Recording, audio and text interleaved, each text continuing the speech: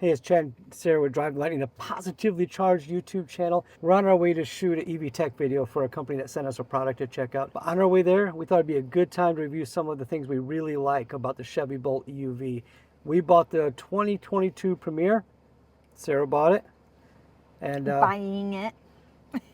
So why don't you ride along with us and we'll talk about some of the things Sarah especially likes. And if there's anything she doesn't like, we'll figure that out too. So Sarah, I'm just going to ask you a couple questions about the Chevy Bolt 2022 EUV Premier, since it's your daily driver, not mine. And tell the people what you think. First of all, what surprised you about it? It's bigger than I thought it was going to be. I kind of think of it as a smaller SUV, which it is, but it still is roomier than I expected it to be. And oh, good. I'm very happy about that. Now in the back seat, I heard it can be a little tight with 3 full-grown adults back there. There are not a whole lot of back seats that don't feel that way, though. So let's talk about driving in particular. How do you feel when you're driving it? That you're driving a small car? What do you feel like when you're driving it? No, I feel it feels like a significant vehicle. It feels like it has some weight to it. So I know it has a lot of features you didn't have in the Nissan Leaf you were driving before that. What are some of the features you've come to rely on that the Chevy Bolt Premier has that your Leaf did not have? Number one, 1-foot driving. I have it on constantly. I have it feathered in now where I hardly have to do, I just lift 1 foot up and down on the gas pedal and I go or I stop according to that. Now, the second thing that I love that I didn't have in the Nissan Leaf is, just in case I have to stop more suddenly than my 1-foot driving allows for, is the Regen paddle right on the steering wheel. I love it. It is a fabulous little tool. The one caution, when you have your vehicle fully charged, like I usually do in the morning when I leave, don't rely on that regen, because there's nowhere for it to regen because the battery's full. So then you realize, oh, I can't use my paddle right now, but eventually you can. Okay, so now the Nissan Leaf has some regen when you took your foot off the gas, but you're saying this is much more aggressive. This is actually true. Will come to a complete stop 1-footed driving? Yes, this 1-foot driving is it's a button, you can turn it on or off. So if you hate it, you don't have to use it, but it's more aggressive than the BMW i3 1-foot driving. Oh, well, nice. And I love it. I absolutely love it. It is my favorite thing about driving it. Okay, what about else? What about when you're on the highway? Is there any features that you didn't have before that you're getting spoiled by with the Premier? Yes.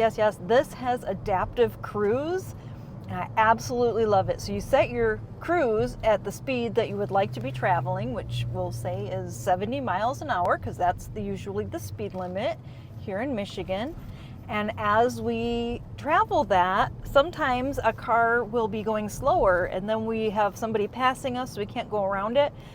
The adaptive cruise will keep you a certain distance. You can decide if it's a shorter distance, a medium distance, or a longer distance away from the vehicle in front of you, and it will just automatically adjust your speed. There's no slow down, there's no resume, you don't have to do anything. It just does it for you. And then when that car gets off at the next exit or whatever the case, it takes you right back up to speed without you having to do anything. It's fantastic.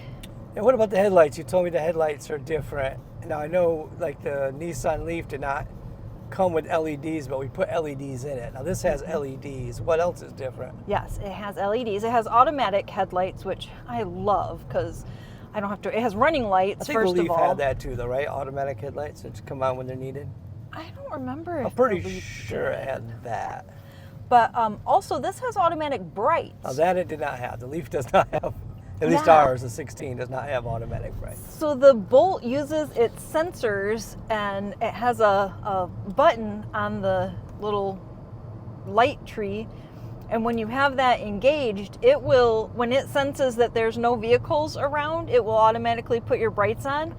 But we've all been there where you forget you had your brights on and somebody's coming at you and then they flash you and you're like, oh, I'm super sorry, I forgot to turn my brights off.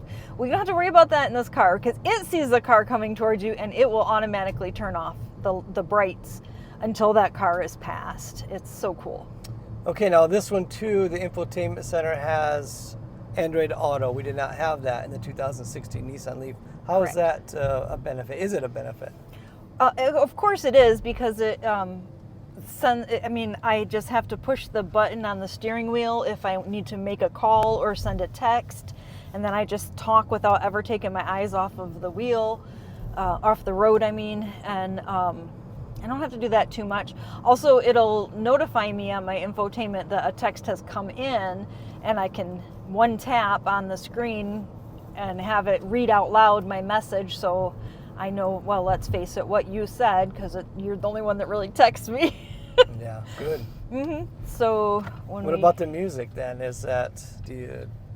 does that affect your music listening to in your car? Well, I've had to get used to it because I use it. Pandora is one of the apps that goes with it. I've never been a huge Pandora fan, so it's fine. I use it.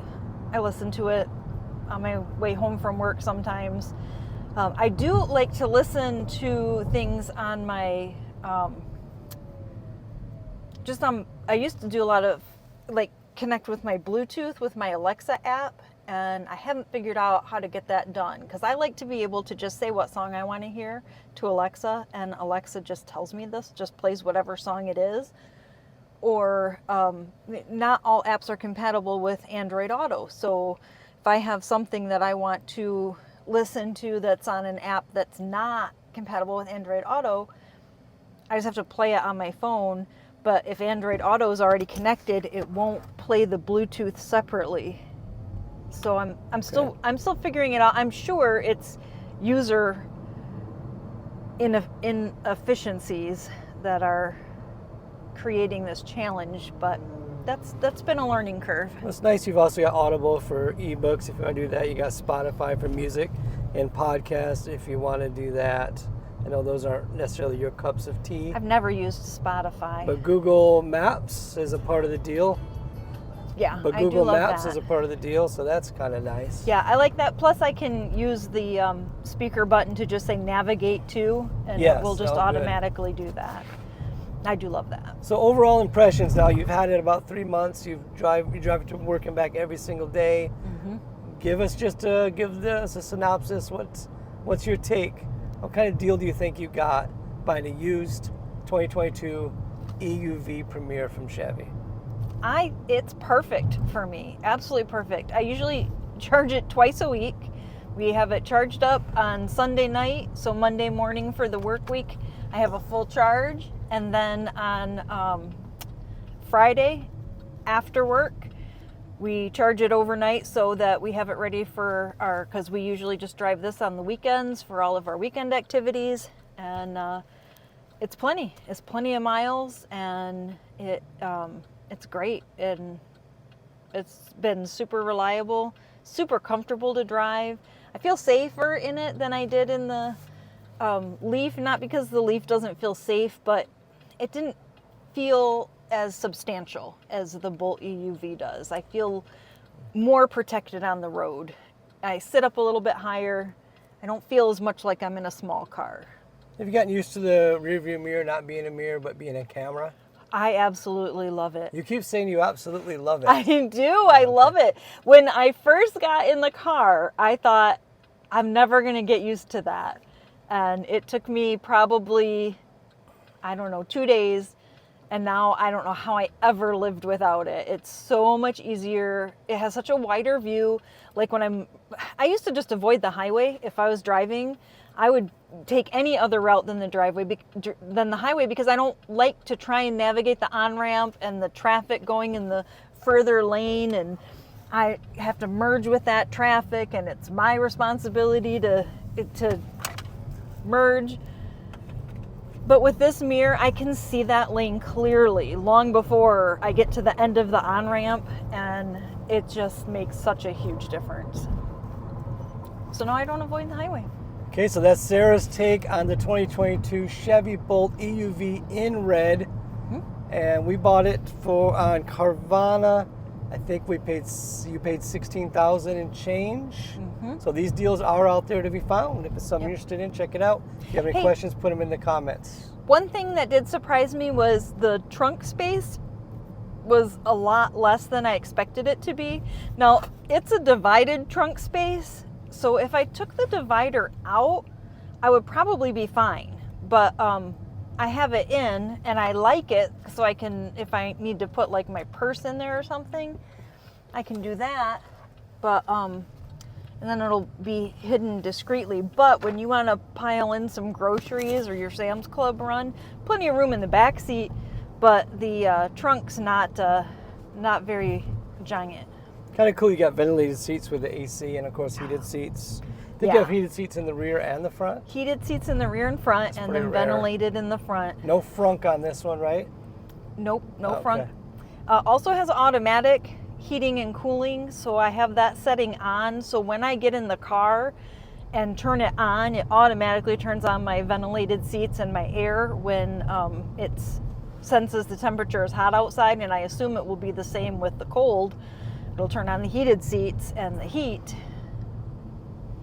Very good. In the winter. So that's Sarah's take on the 2022 Bolt Premier EUV. If you have any questions about this vehicle, put them in the comments. Sarah will answer you. And thank you for the members of the channel for being amazing, keeping the wheels turning on the Positively Charged YouTube channel. Thank you for all the new subscribers. We appreciate each and every one of you. Thank you to Bob Newchow, who recently bought Sarah coffee, because I don't drink coffee. Thank you, Bob. I hope everybody has an excellent day. Here's another video to watch about something that I haven't determined yet, so you'll see it as soon as I see it. Have a great day. Thank you.